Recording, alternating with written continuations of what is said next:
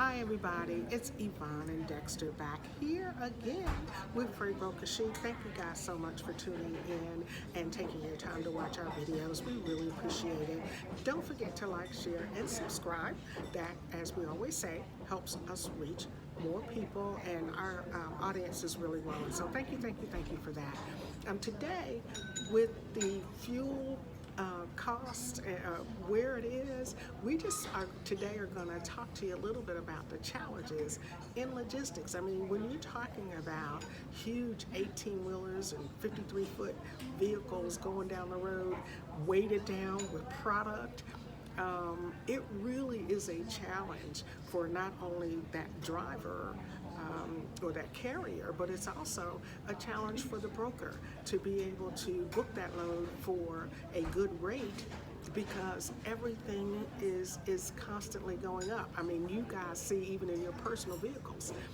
I see people passing out at the pump with on Facebook and things of that nature. So he's just going to share with you a little bit about the challenge in that we face and how we can navigate through some of these issues that go on in our industry. Well, the key word here is gouging. Gouging, gouging, gouging, and gouging. What is gouging? Gouging is taking far more than you know you should be taking. When fuel goes up, carriers start gouging. In other words, they start asking for higher rates of service because they're paying more at the pump. But usually what they're paying at the pump is sometimes gouging is a personal feeling instead of an actuality. In other words, if a carrier feels like, oh, I should have made an extra $1,000 on this load or extra $500 on this load, then the fuel prices just happen to pop up that week. It's just like, yeah, dude, I'm gonna need a little bit more money. That personal of what I am worth comes in, and they want to get paid for it, and they're using rising fuel prices to actually get it. But here it is, rising fuel prices causes inflation. At once it costs more to transport your goods, then all goods primarily will start going up around the whole country and also around the world. So by gouging, people don't understand this, but by a certain few taking this much, you cause the whole industry to start having to rise their prices, and therefore it affects you. The gouger also has to pay more. The guy who's taking that extra $500 on fuel when he knows he really shouldn't, you're going to also have to pay more at the gas pump for your car. You're going to have to pay more for the food on your table. You're going to have to pay more for child care. You're going to have to pay more for the clothes on your back, on your children's back, more for your electricity. Everything starts going up when inflation goes up. And why does inflation go up? Fuel. Fuel controls everything. So, needless to say, we're in a situation right now where fuel prices are reaching levels that haven't been seen in quite some time. If you're a broker, you have to mitigate the price increase between what your carrier wants and also stand in the parameters of what your customer wants to pay. And customer doesn't want you coming back if you're a lot of times maybe carriers don't understand that when we as brokers do bids, we are locked in on a rate, on a lane. This is what we're saying, that we could do this rate for one whole year. Now, the customers don't like it when you start fluctuating on if you say you can do this lane for $2,400 for the whole year, $2,400, but then price increases come, hikes come, and all of a sudden you get out to your carrier base, and instead of maybe them winning $2,200 or $2,300 for the same lane, now they want $2,600 or $2,700. So now you got to go back to your customer and ask for more money.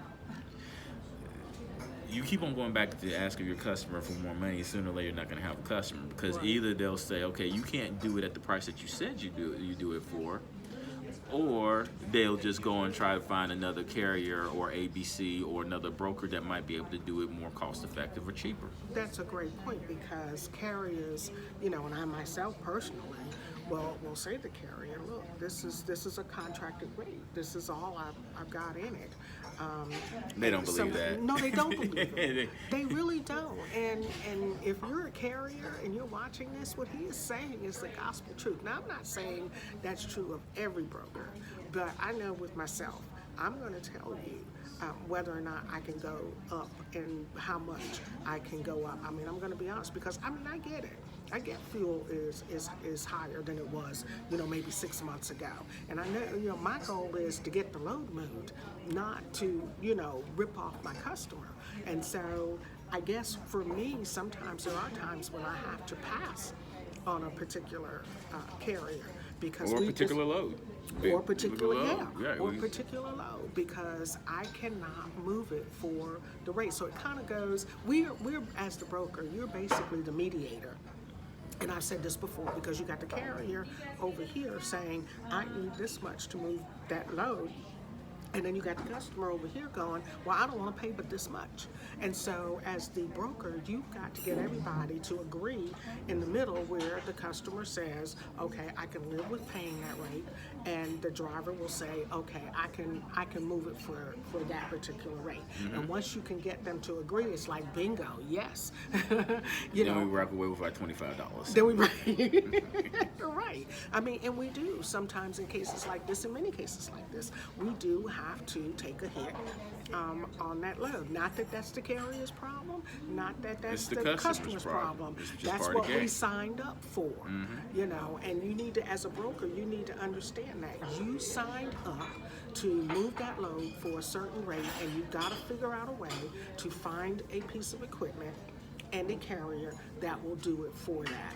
And because at the end of the day, it's all about keeping the customer happy and doing for that customer what you promised them, be it verbal or a phone call or an email or by bid. You promised them, I can get this job done for this rate. Now, something else also that carriers who might have signed contracts with companies know, but carriers who've not signed contracts with companies don't know this. Certain companies have their own fuel surcharge rate. In other words, if fuel right now is 50 cents a mile, they will tell you, the company will tell you, if fuel falls between $3.70 to $3.75, we're only going to pay 35 cents a mile. So the companies actually ask for a break on their fuel and their fuel's charge for the honor of you being the broker getting that business for them. I'm certain it works the same thing with ABCs, but then, so when we come out negotiating, we're already losing 15 cents to 10 cents per mile on fuel already, while the carrier is feeling like they need to charge 10 to 15 more cents because fuel increase. So, it's one of those type of things that there's in each of our industries, even though our industries all work together, the customer, the broker, and the carrier, we all have background mechanisms that are moving that the other parties can't always see. Pricing, rules and regulations, fuel surcharge. It could be a litany of different prospects that we have to always work through. But I say this to people who are out there, brokers, do your best to take care of your customers through this hard time. With Christmas season is coming up, so you got like the perfect storm. You got the supply chain already damaged. You got Christmas time coming up, and you got higher gas prices. Right. So yeah, I can see it's a tough conversation. I can see Thanksgiving and Christmas and New Year's. There's going to be a lot of price gouging out there. Maybe the highest that we've ever seen in years previous, because we're already coming into the season with a broken supply chain and an actual high gas prices right now, which probably going to do anything but go higher. But we'll get through it. Oh, you'll get through it as a country, as a nation. As a nation, right? We always do. Yeah, we do. It's not our first rodeo with, Americans are we're very resilient. Right. We're very resilient. We bounce back from all kinds of things, and so we are always going to be encouraging you guys to, for those that are looking at getting into business, it's always a good time to get into brokering. Always. There's never a bad time. I see people out there saying, oh, don't get into brokering. This is a really bad time because of this and that. That is nonsense. Brokering is the same with any business that you get into. If you get into anything and you're not driven, you're just getting into it. Right. that's how you get a gym membership because you want to go lose weight or do something with your body, but then you don't go. But you ride past it like I You're right. You're right, exactly. I ride past it. That workout, that treadmill becomes an extra hanger. Well, baby steps. Baby steps, When right. I ride past it, that's baby steps. Okay. But you're going to get in the brokering, like any business, you're going to get out of it what you put into it. Just like life, you're going to get out of life what you put into life. If you put all your energy into brokering, it will pop for you. Right. But if you know with anything, but if you're only given a lukewarm chance and actually calling one time a week to find a new customer, or only doing you can't expect anything to happen with that. Exactly. You have to get in there. You got to hit it every day like it's a real job, because it is a real job. It is a real job. You're building your brokerage, your company. You're building your own brand. So we can go on forever. Yeah. But sorry. Listen, no, I that's digress. fine. It was I great. get chatty. I get real chatty. I'm a chatty person. Well, he loves, as you can see. I'm a talker. He loves brokering, and it is his passion. And so, again, and we thank you guys. All of you have said how much his videos have helped you, and his information has really been a blessing to you. He does love what he does. I mean, it's no put on. And he knows his stuff. So again, we invite you to join our team. I will have that information in the comments, how you can reach out to us. Tomorrow, the 17th, November 17th, we keep saying it is the last training for 2021, unless he changes his mind. But once he gives me the January date, I will post that out. So do sign up in our website. In our website, put your email in there, and then confirm your email, and that way you'll get on our email list. You'll be in our database, so when I do make that announcement, it'll pop up for you, and you'll already know what that January date is.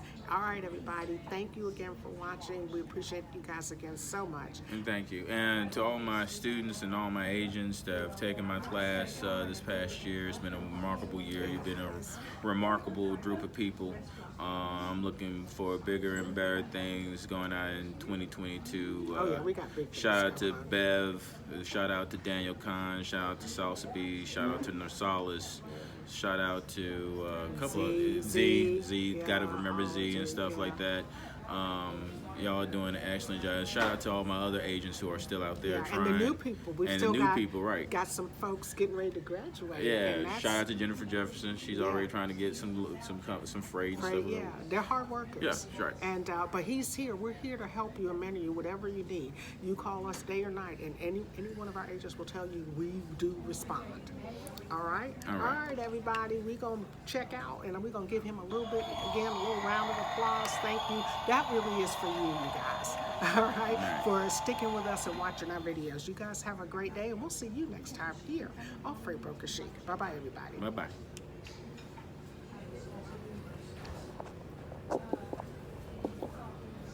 So we're finished?